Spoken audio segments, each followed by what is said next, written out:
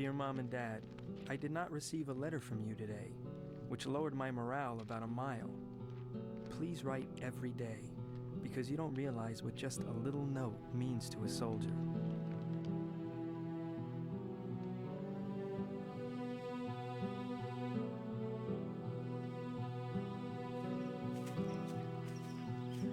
One of the most important events in the life of a serviceman was mail call. Receiving a letter, postcard, or parcel from loved ones back home was a momentous occasion. Conversely, if the company postal clerk finished his duties without calling your name, it was as if the world had turned dark. Such was the significance of the mail. I received your really swell letter the 11th today in our first mail call, and no kidding, I'd say it's one of the nicest letters I ever got. Thanks a million for it. I can see right now that mail is going to mean an awful lot to us here. To the GIs in their foxholes, receiving a letter was like having a small gem suddenly land in their desolate world. It wasn't important that the letter was weeks old by the time it was finally received.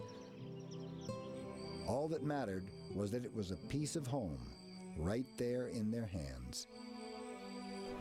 I'm very sad. There was no mail today. You would think that the military would develop a system for getting mail to the members of its fighting forces more promptly. Instead, they go in for expensive research and all kinds of gadgets, none of which contributes to the morale of the men more than the mail.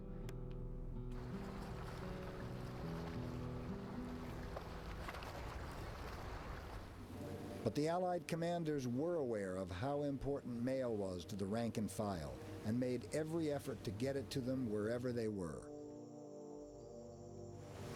The following interview was recorded on Kwajalein, a remote island in the Pacific. I didn't expect to find a mail clerk on Kwajalein 10 days after the attack, but then I was wrong. Here is Lieutenant L. of Buffalo, New York, who does his part to see that the men get their mail as quickly as possible. Tell me about the delivery on the first day. Did it go over big, Lieutenant? We delivered mail 4 days after the battle. You should see the men's faces light up when mail is passed out to them. It's really good insight, even if you don't get a letter yourself. What about the men who don't get the mail? I guess you kind of hate to pass them up, don't you? Yes, sir. I feel like sitting down and writing them a letter myself. Perhaps the only negative aspect about the flow of mail was censorship. All of the enlisted men's letters home were censored by their officers.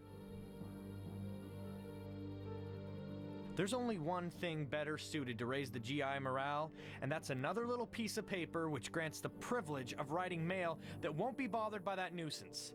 Mr. In-Between, that guy with the hungry snippers.